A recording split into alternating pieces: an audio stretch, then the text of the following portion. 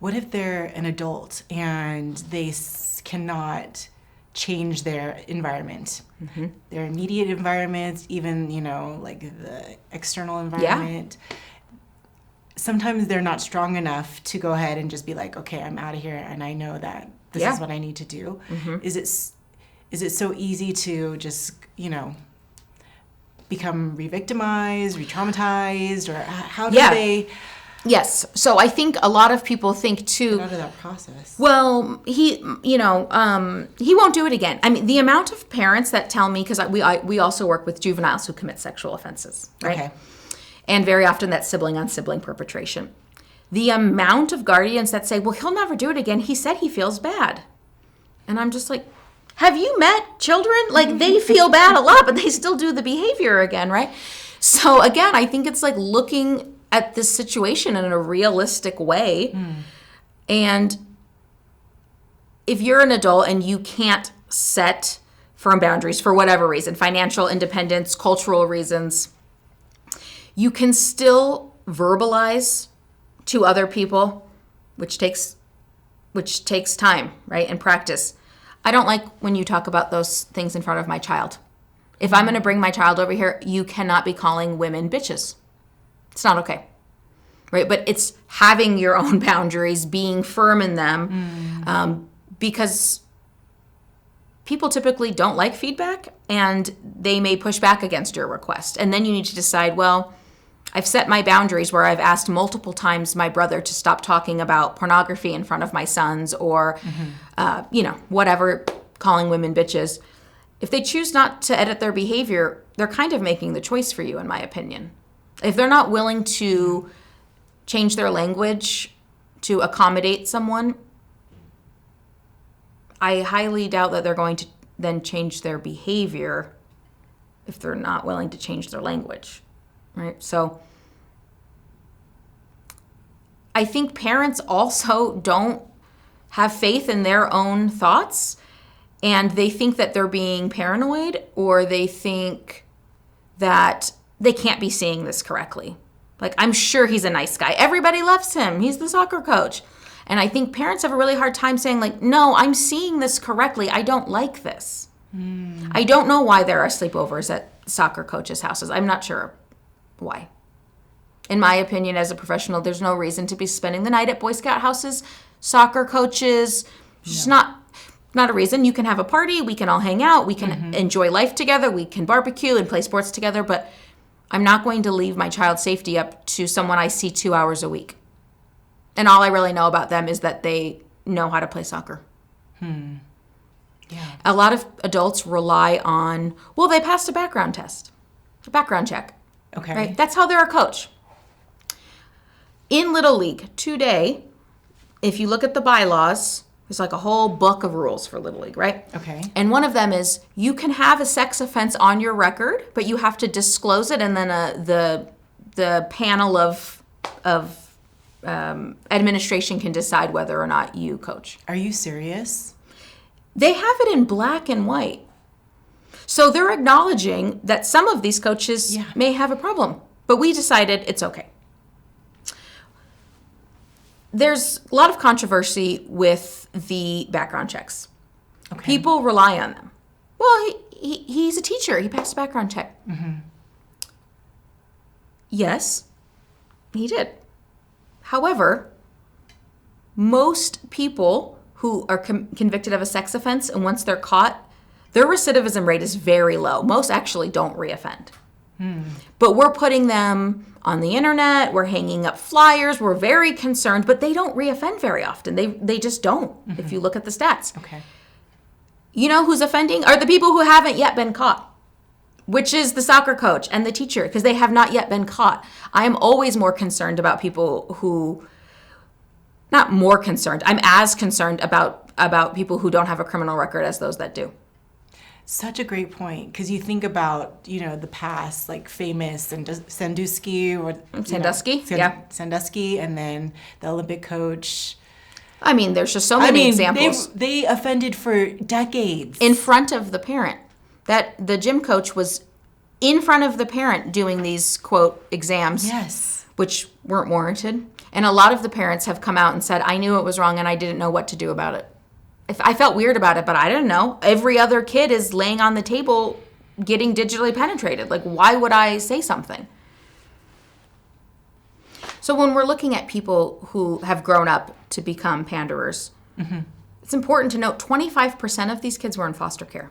25%. That's a very high number. That is high. Right? And that is showing us people in foster care, right? They have very oftentimes attaching to others. They have insecure attachments, difficulty bonding, difficulty seeing the point of a relationship. If everyone you've known has left you, what is the value in this? Even if you go to foster care, how many foster cares are you in before you age out, right? So there was an injury to the child, which is why they were removed, and then we continue to injure them by placing them in facilities and in homes that aren't able to care for them appropriately for a long enough amount of time. And it's just reiterating to these children, people don't stay. People are there so you can survive. So take what you need to from people. They're not going to be there later. Everyone's out for themselves. And that's kind of the message. 48% of adult panderers had run away in their life as a child. Wow. 50%. They were in a home that they felt was impossible to live in. Yeah. And so they chose the street. They chose fast money and not having to be under anyone's thumb ever again, right? So you're from an abusive home. It's not very likely you're going to go to the Boys and Girls Club and meet a big brother there and have a positive relationship. I mean, if you feel like you're an adult and you don't need parents and because they don't care for you anyway, and why would you stay? Why would you ask other adults for help? There is a very strong correlation with childhood attachments, poor childhood attachments growing up to pandering, hurting others. Because if you think about their lives, their whole lives have been about how am I going to get my needs met? How am I going to survive? We all have that instinct, all of us. Absolutely. And they were put in the position where they had to decide. And unfortunately, whether it's substance abuse or culture, they've decided to take care of themselves by abusing others. But I still understand the point. The point is there's a Good Lives model that we use. And the idea of the Good Lives model is how we do offender care. And the idea is that there are 11 goods and needs that all of us want. So it's autonomy, play, mastering a subject, connection, romance, things like this. So what we review in treatment and go over is what you were trying to get is 100% appropriate. You were trying to get security. You were trying to get a place in the world. You were trying to have mastery over, but the ways in which you're going about it are inappropriate. And this is for any type of offending. So, if we're looking at the grandpa that's offending their grandchild, when we look at why, it doesn't make it okay, but it does help us understand this person is very lonely. They have lost their partner of X amount of years. They have a lot of free alone time. They are in their home. Once a week, the granddaughter comes over and she shows love and affection. And this is how the person takes advantage of it, though. Right? So it's not necessarily that this person's like, I don't care about this person at all. I'm cold. I'm antisocial. It's not that. It's inappropriate means of getting human needs met.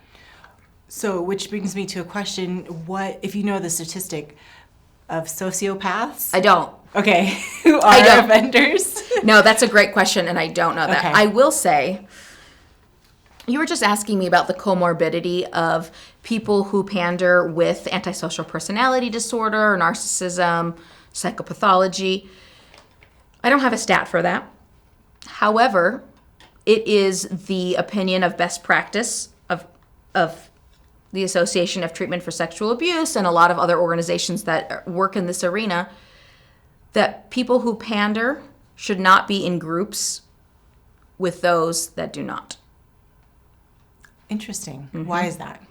The belief is that because they are callous by nature, well, by environment and by nature, they learn better skills to manipulate by watching people who are not antisocial, by watching how people communicate and groom, and it is recommended that they have their own program, which is what we do.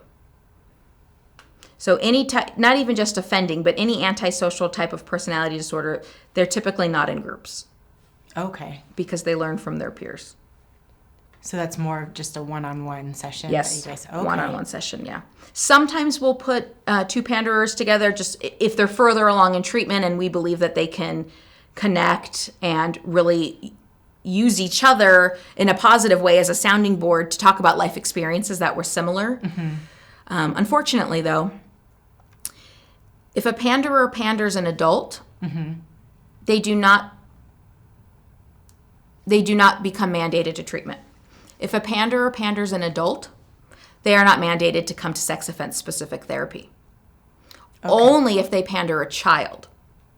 So I think that's an interesting line that we've drawn in the sand, where if you pander an adult, it's not great, but we'll arrest you. If you pander a child, well, then you need classes. Either way, when they do come to the classes, the panderers, the small amounts of time that they actually have to come, their time in treatment is very short. It is about 6 months. So their probation and parole periods are much shorter than the hands-on clients. So a typical treatment program mm-hmm. for someone that's committed any type of sexual offense is about 2 years. Okay. An hour a week for 2 years. Why so long? Well, because we're really looking at resetting and going back down to the Maslow hierarchy of needs, that bottom level. Sex is down there. So when you're working with someone with unhealthy sexual interests, it takes a lot of time and energy to do that baseline work. Same with eating disorders, things like that. You have to eat to live. It's not like gambling where you can just stop gambling, right? You have to incorporate moderation. It's the same with sex. We can't turn sex off. We can't turn sexual interests off. It's part of our humanity. And so we can't just be like, well, stop doing that. They already knew they weren't supposed to do it, right? Mm-hmm. So us just reminding them not to do it is not helpful. We really have to go in and do some work. And it's an hour a week. And the rest of the week, they're doing homework assignments and reflecting, because it's not just learning concepts. It's how do you apply? And if you've ever tried to change your exercise regime or your eating habits or anything else that people go to therapy for, you realize it's a lot harder than it seems to make choices and changes differently. So we really need the 2 years to support them in their growth. And not only that, we need the 2 years because when they first come to treatment and they're released, right, if they went in and they are released, they cannot gain employment. There is nowhere to live. A lot of them are released to parks or weekly motels. Wow. Which is interesting because they can't go to the park, but they get released to the park. This is not every state. This is just our state. Okay. Some states, it's a systemic issue. Right, so we are asking these people to come to therapy and pay for it because we're one of the only states that also doesn't pay for traffickers to get treatment. Okay. We say you have to find the money. However, no one will hire you because you have a sex offense. Mm-hmm. You have nowhere to live, so most of your days are spent for safety, right? Like staying out of the heat, finding food, trying to find employment. It's really hard for us to go back and be like, tell me about your unhealthy sexual thoughts. When this person is sleeping, trying to survive, they're trying to survive. So we're not giving people the basic level to survive in order to heal. Mm. And I believe that's because people are mad at them and angry with them. They're like, well, you did this, so you figure it out. Yeah, it's your punishment. It's your punishment. I agree, right? It's your punishment. I don't think you should have done it, so you figure this out. Not realizing that if they don't get treatment, it is very unlikely they will lead successful lives. Mm. When we look at people, statistically, this person only had probation, okay?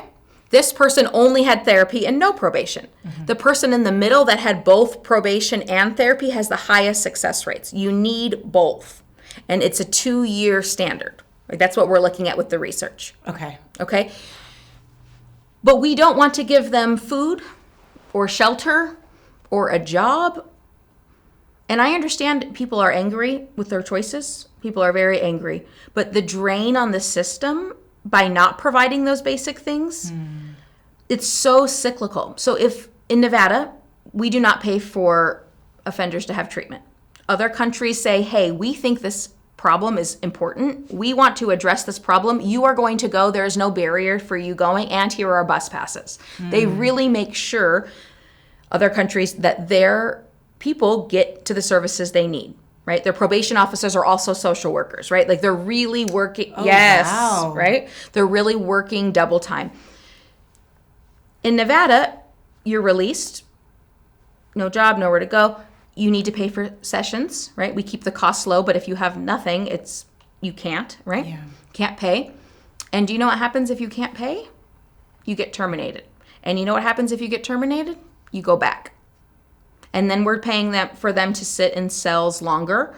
And although services may be offered in their prison, people are not likely to take them for safety reasons, right? So even if they are offered services while incarcerated, the level of care is poor anyway.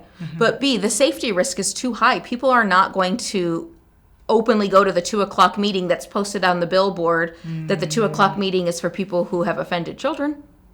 I mean, no one would go to that.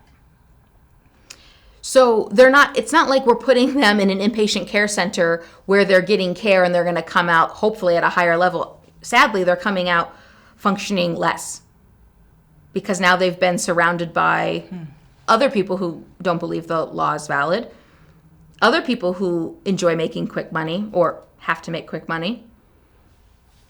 They've lost any self-esteem that they've had because now they have a label. They are unemployable.